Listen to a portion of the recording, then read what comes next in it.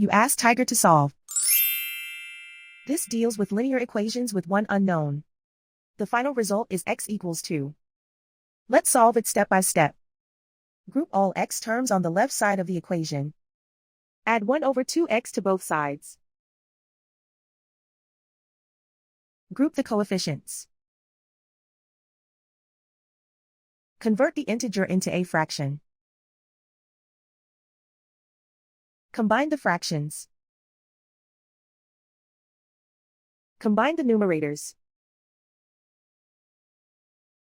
Group like terms. Combine the fractions.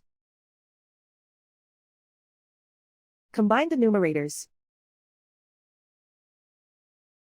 Reduce the zero numerator. Simplify the arithmetic. Isolate the x. Multiply both sides by inverse fraction 2 over 5.